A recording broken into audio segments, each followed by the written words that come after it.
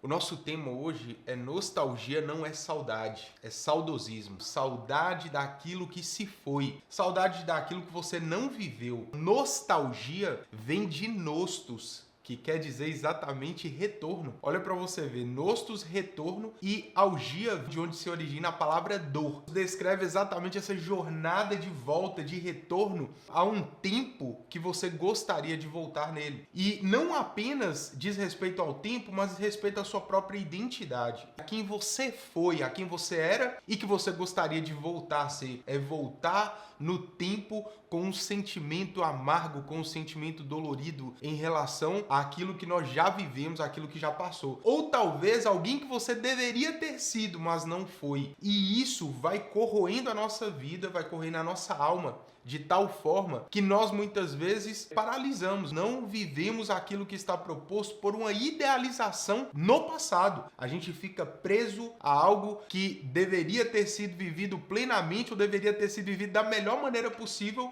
e como não foi, ou como algumas experiências já não voltam mais, a gente fica preso naquela realidade, mas que não nos permite viver plenamente o presente. E olha que interessante, inicialmente a nostalgia não era algo normal, era visto como uma doença. Começou com os soldados que estavam na guerra com esse desejo de voltar para casa. Mais do que essa saudade, é esse anseio por voltar às suas origens, por voltar ao lugar de onde você saiu. Muitas pessoas até louvam a nostalgia, acham que é uma coisa boa, mas hoje eu queria te trazer uma nova perspectiva sobre isso. Toda a história é contada basicamente, os filmes, muitos filmes que nós gostamos muito e não sabemos o porquê, eles seguem uma trajetória linear, uma linha lógica em todas essas histórias, que propõe uma jornada de crescimento do personagem. E como que as histórias são contadas? Normalmente, alguém que sai da sua casa, que enfrenta desafios desconhecidos, e essa pessoa chega num momento, chega a um lugar muito mais perigoso, um momento de desafio na sua vida, que é onde ocorre a sua maior provação, onde ela é testada nos seus limites. Depois que essa pessoa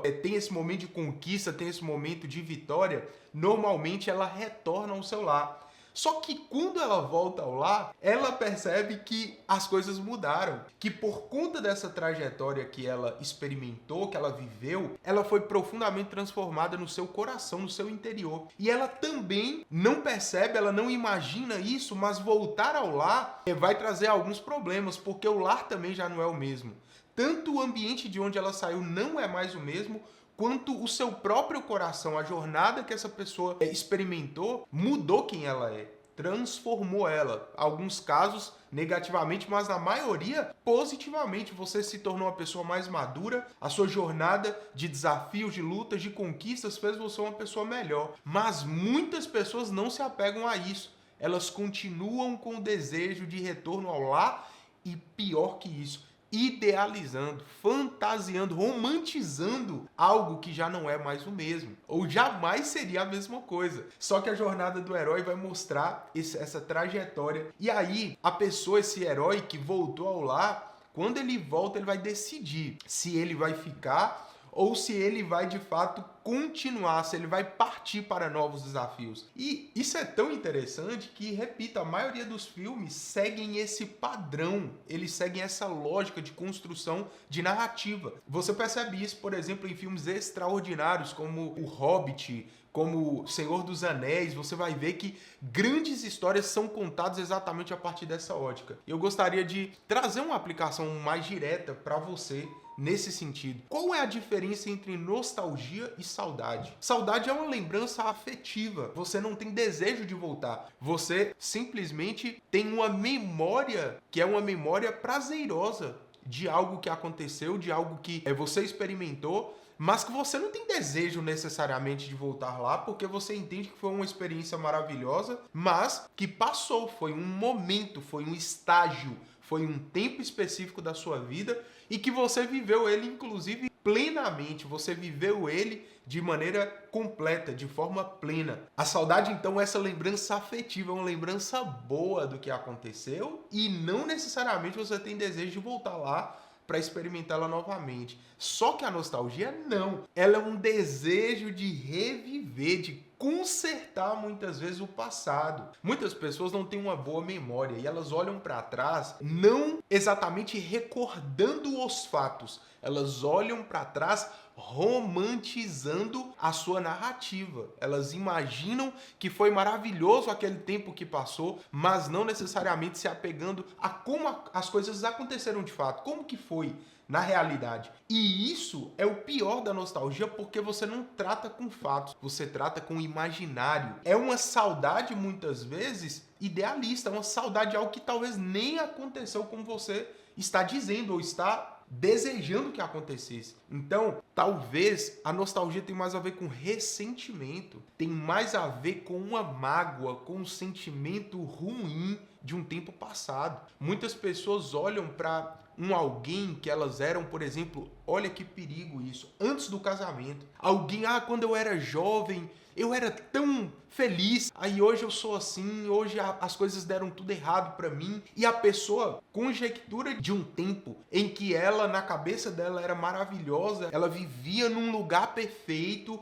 na casa dos pais dela era tudo maravilhoso. Ou um homem que idealiza o seu tempo de juventude, onde ele era forte, onde ele tinha muitos relacionamentos, grandes conquistas, e talvez é algo que está apenas no imaginário, apenas no ideal que a pessoa criou sobre o seu passado. E hoje eu gostaria de diferenciar essas duas coisas. Saudade é algo bom, nostalgia não. Nostalgia é um ressentimento com relação a esse passado que não necessariamente é bom para você ou foi bom para você. E qual que é o perigo dessa idealização? Qual que é o risco que nós corremos? Ela vai trazer para você desafios profundos com relação ao seu presente. Você vai deixar de viver coisas que você deveria estar totalmente alocado, você deveria estar instalado nesse momento da sua realidade, mas você está preso ainda. Sua cabeça está lá atrás. O seu olhar, inclusive, está para o passado. A gente deve olhar para o passado pelo retrovisor. Já ouvi falar isso uma vez e é muito interessante. O passado serve apenas de referência para nós. Nós não podemos viver com o rosto. Imagina alguém dirigindo e com o rosto todo virado para trás, olhando como se fosse dar ré. Imagine aí, olha para você ver que interessante. A gente olha para trás para fazer um leve movimento de retorno, mas imagine alguém que vive com os olhos o tempo inteiro voltados para o seu passado. O passado deve ser apenas como referência. Você olha no espelho que é um pequeno, o para-brisa está lá de todo tamanho para você dentro de um carro, para você olhar o seu futuro. Mas o retrovisor está apenas como uma referência do que foi, para que você aprenda com isso, para que você cresça com isso. Eu queria que você avaliasse aí quais foram os momentos realmente felizes, maravilhosos, perfeitos que você já viveu. Isso não importa, porque isso serviu para aquele tempo. O que aconteceu não serve mais hoje para realizar você, para te fazer uma pessoa melhor, para te fazer entender o propósito de Deus para sua vida hoje. Mas é interessante que a nostalgia vai te fazer realçar apenas aqueles momentos felizes e positivos que aconteceram no passado, ignorando completamente os sofrimentos que você viveu naquele tempo. E aí, muitas coisas podem ter sido terríveis no tempo que você está idealizando, mas como você se apega apenas a esses momentos românticos, né? Aqueles e que talvez nem foram tanto assim, mas você se apega tanto a eles que parece que tudo que aconteceu foi perfeito. E nada do que está acontecendo hoje é bom. Você não é uma pessoa melhor, você é muito pior, ou você vive muito mais infeliz, ou o seu contexto é muito pior. E nós não olhamos para o passado considerando que esse tempo foi melhor. Eu queria que você lesse um texto comigo que está em Eclesiastes 7:10 e a base do que nós estamos falando. Existe um princípio profundamente espiritual por trás disso e eu queria que você considerasse. Não digas: por que os dias passados foram melhores do que estes? Pois não é sábio perguntar assim. E você já percebeu que várias pessoas recorrentemente fazem essa pergunta? Aquele tempo, bons tempos, né? Aquele tempo que era bom. Bom era a igreja naquela época. Boa era a minha vida naquele tempo. E você vai criando um imaginário na sua cabeça que te deixa sempre com um olhar para trás, desconsiderando, sem gratidão pelo seu presente, pelo que Deus está fazendo hoje na sua vida. Inclusive, você olha para o passado considerando que você fez dele melhor, que você era uma pessoa melhor nele. Não considerando que Deus tenha feito algo melhor por você, ou talvez a própria ingratidão consiste nisso. Ah, Deus já fez por mim, mas hoje Ele não está fazendo. Ah, Deus fez coisas maravilhosas na minha vida. Deus era bom comigo, hoje Ele não é. E você tem um olhar sempre retroativo. E eu gostaria de conscientizar você. Não é sábio, é tolice olhar para o passado dizendo bom tempo era aquele. Bons tempos eram aqueles. Os dias passados eram melhores. Isso é um equívoco e, para além de um equívoco, pode se tornar um pecado porque vai redundar em ingratidão pelo que passou. É interessante que na última reflexão nossa nós falamos exatamente sobre isso, sobre ingratidão. Ingratidão é não enxergar a graça, é não recordar os feitos de Deus, recordar o que Deus fez. E quando a gente olha para o passado com ressentimento, com uma mágoa, com a expectativa de que deveria ter acontecido algo melhor, nós perdemos e falhamos miseravelmente em experimentar o melhor de Deus hoje para a nossa vida. Nostalgia pode se tornar facilmente ingratidão, porque ela está na insatisfação quanto ao presente. A nostalgia olha para o seu momento e se ressente com ele, se magoa com isso. Pior, você já percebeu aquelas pessoas que estão sempre pensando em uma realidade alternativa? Moço, se eu tivesse feito isso? Moço, se não tivesse sido do jeito que foi? E você fica com um olhar sempre conjecturando outras possibilidades, outros caminhos, e muitas pessoas ficam presas nessa realidade alternativa. Eu gostaria que você pensasse, é uma forma de ressentimento, é uma forma de ingratidão, pois você deseja reviver algo que não foi vivido plenamente. Você olha para esse tempo e você gostaria de que fosse de outra forma hoje, mas você não está agradecendo, você não está olhando para o seu momento e louvando a Deus por ele, da forma como ele é hoje. Eclesiastes 7:10. Não digas, por que os dias passados foram melhores? Porque não é sábio dizer assim. Não é sábio fazer essa reflexão. Antes, pelo contrário, a nostalgia sempre vai levar você para esse fundo do poço de que não tem coisa melhor para viver, não tem nada melhor ir para frente. E perceba que essa ideia tem muitas vezes a ver com a sua própria identidade. Muitas vezes não é nem sobre fatos não, mas você olha para você e pensa que você era uma pessoa melhor. E talvez você era muito pior do que você é hoje. Talvez você olha para o seu tempo passado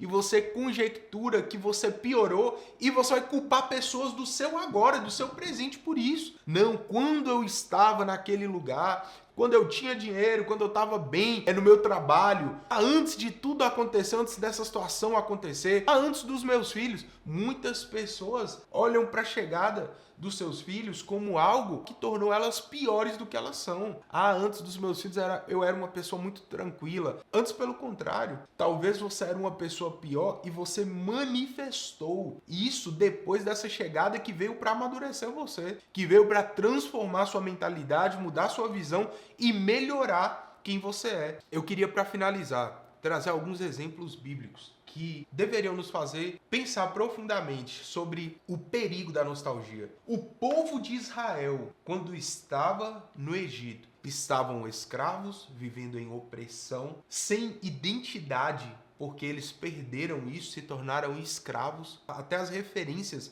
de origem, o povo de Deus perdeu completamente por estar em escravidão. Mas esse povo, quando Deus os liberta, Moisés é usado por Deus para tirar aquele povo do cativeiro, e quando eles estão no deserto, eles têm a ousadia de olhar para Deus e murmurar contra Deus e serem ingratos para com Deus, mas eles chegam a dizer, melhor era lá no Egito.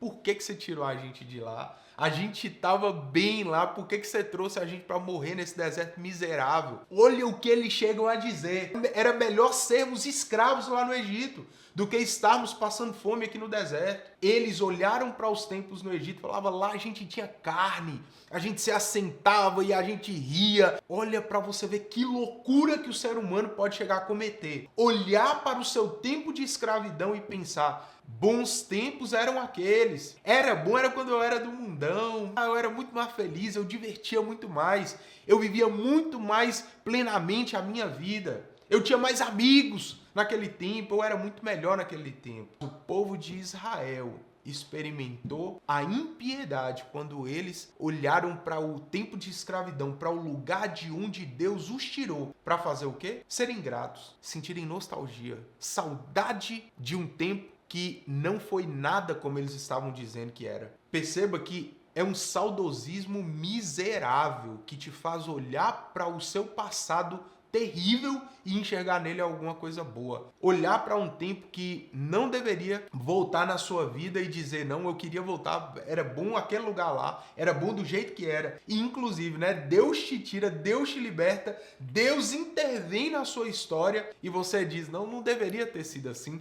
Eu deveria ter ficado lá. E eles olham para Moisés e reclamam dessa forma, dizendo, melhor era lá no Egito, nos tempos que a gente tinha carne com fartura, e não tinha fartura nenhuma, provavelmente, e não tinha alegria nenhuma, provavelmente. É óbvio que você não está num lugar escravo e você curte, você diverte demais à noite. Não existe isso. Mas eles olharam, no deserto eles olharam para o Egito e romantizaram a escravidão. Romantizaram o tempo de opressão. Eles lembraram-se de tudo que aconteceu lá, que era terrível, e disseram, não, bom era aquele lugar lá, bom era aquele tempo. Da mesma forma, aconteceu quando o povo retorna do exílio babilônico. De novo, eles vão cativos para a Babilônia, agora por causa da idolatria, porque eles foram para a Terra Prometida e lá na Terra da Promessa, eles se tornaram idólatras, ou seja, tinha coisa boa aí, foi um tempo bom lá, um tempo em que eles foram constantemente oprimidos também por causa do seu desvio de Deus. E por causa da idolatria eles foram para o cativeiro, ficaram 70 anos na Babilônia. E o que acontece? A hora que eles chegam lá, a hora que eles botam os pés lá, eles olham para trás e eles sentem, né? Salmo 137 vai falar da nostalgia. Nós nos assentávamos à beira dos rios da Babilônia e nós chorávamos e nós nos lembrávamos de como era bom os tempos de Sião,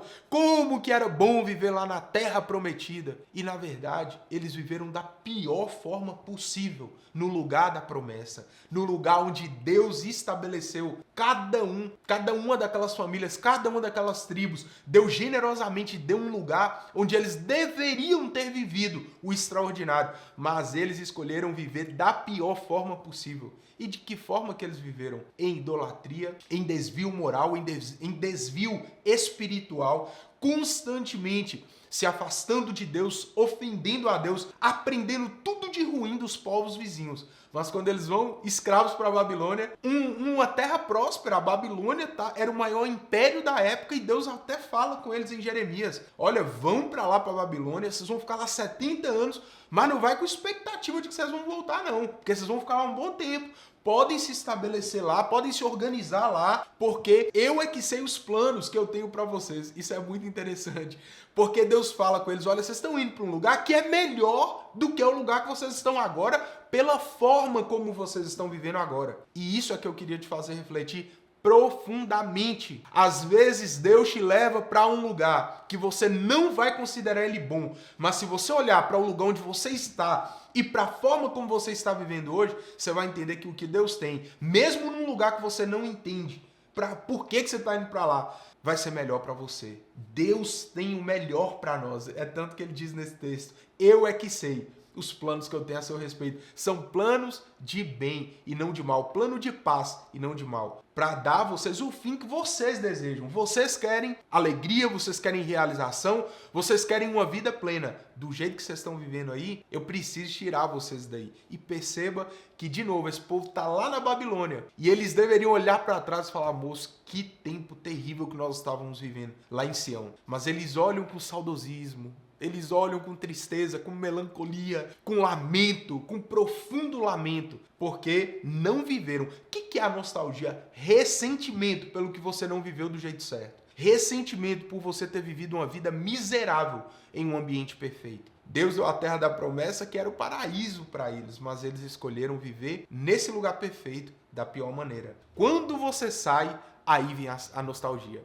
Quando passa o tempo e você vê o que você perdeu, aí vem o ressentimento. E aí eu gostaria de finalizar trazendo para você uma última reflexão em Ageu. Ageu também vai ter essa mesma experiência. Quando o povo de Deus volta do cativeiro babilônico, inclusive, quando eles estão de volta para a terra de Jerusalém, para a terra de Israel, quando eles voltam para esse tempo de recomeço, de reconstrução, o que o povo começa a fazer? Eles veem que os fundamentos do templo foram lançados novamente e eles vão reconstruir agora tudo aquilo que foi destruído por Nabucodonosor na invasão em Jerusalém. Eles olham para a reconstrução do templo e a Bíblia diz que muitos anciãos, muitas pessoas já velhas, que inclusive foram levadas, escravas, que viram a glória da primeira casa, que viram a glória do primeiro templo, templo de Salomão, o templo maravilhoso que tinha sido construído. A Bíblia diz que eles começam a urrar, quando eles estão agora de retorno, de volta, eles começam a gemer, a chorar, a gritar alto em lamento pelo tempo que passou, lembrando da glória, o texto diz lá em Esdras, lembrando da glória da primeira casa. E eles se esquecem de que Deus tinha trazido eles de volta ao lar. Deus tinha resgatado eles do lugar de onde eles nunca deveriam ter saído, mas que eles saíram.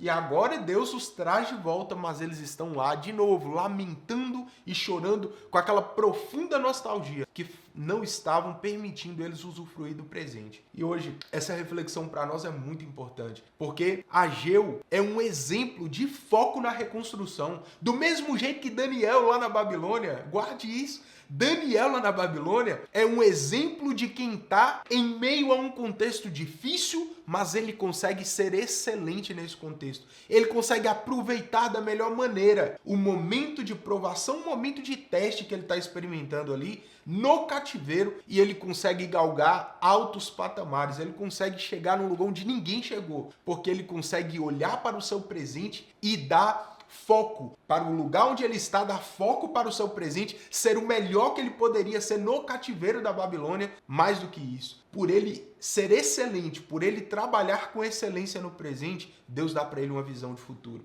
Por ele ser excepcional no seu presente, Deus dá para ele uma visão do Apocalipse. Deus é o único profeta do Antigo Testamento que tem uma ampla revelação dos reinos futuros que virão e, para além disso, do tempo vindouro, do tempo final, do Apocalipse, do sumariar de todas as coisas. Daniel é um profeta a quem Deus revelou isso porque não ficou em nostalgia, não ficou preso em lamento e em ressentimento pelo que tinha passado. E você acha que muitos profetas não fizeram isso? Muitos dos profetas de Deus acabaram não conseguindo ter essa amplitude, essa visão de futuro que Daniel teve, porque viveu bem o seu presente. Aproveitou, por mais que chegou jovem, escravo, jovem na Babilônia, soube aproveitar o seu tempo com excelência. Eu queria trazer para você, por fim, essa situação de Ageu, como um exemplo de alguém que focou na reconstrução quando poderia ficar lá olhando para as ruínas do templo e se lamentando para o resto da sua vida. Oh, como era bom aquele tempo,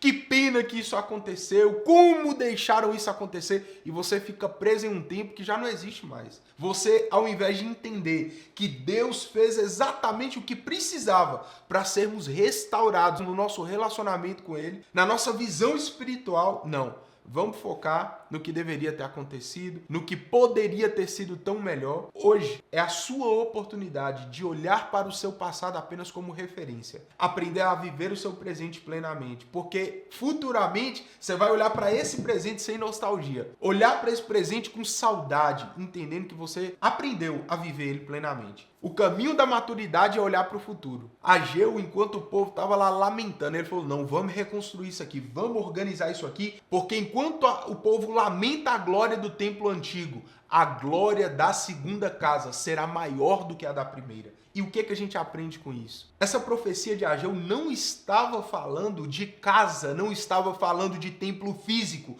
não estava falando de estrutura material. Ageu estava falando do próprio Senhor Jesus, da manifestação da casa espiritual que seria estabelecida com a chegada do Messias. Ageu estava falando de algo infinitamente superior. E enquanto o povo estava focando numa coisa totalmente desnecessária, que era a casa que inclusive não teve glória nenhuma, fisicamente, nem espiritualmente. Não houve visitação da glória de Deus na reconstrução do templo. Não houve momentos de êxtase espiritual, mas teve um momento crucial em que o Messias chegou, logo após a preparação das casas espirituais que estavam sendo forjadas para que quando o Messias chegasse, o povo estivesse preparado para experimentar uma glória muito superior do que foi nos tempos de Salomão, muito superior do que foi ali no retorno para casa. E hoje você tem a oportunidade de entender que a glória que está proposta para você na segunda casa não diz respeito a nada melhor materialmente falando, nada melhor nas experiências que você vai experimentar, senão na presença, na chegada de Jesus na sua vida. A glória da segunda casa diz respeito a uma experiência sobrenatural com o próprio Senhor Jesus. Quando ele chegar na sua vida, quando ele entrar e começar a estabelecer o reino de Deus no seu coração, nada vai se comparar ao que passou. O passado vai ser apenas uma referência, mas jamais vai se tornar um ponto de saudade na sua vida. Jamais vai se tornar uma experiência gloriosa que você idealizou, que você romantizou, mas que na verdade nem se compara ao momento que você está vivendo hoje. Tenha cuidado para que você, como salvo, você como um santo, como um resgatado do pecado e da escravidão do Egito, não olhe para lá com saudosismo. Não olhe para lá com a expectativa de, cara, como que era bom aquele tempo. Como que eu gostava de fazer isso ou aquilo. Melhores eram os meus amigos daquela época.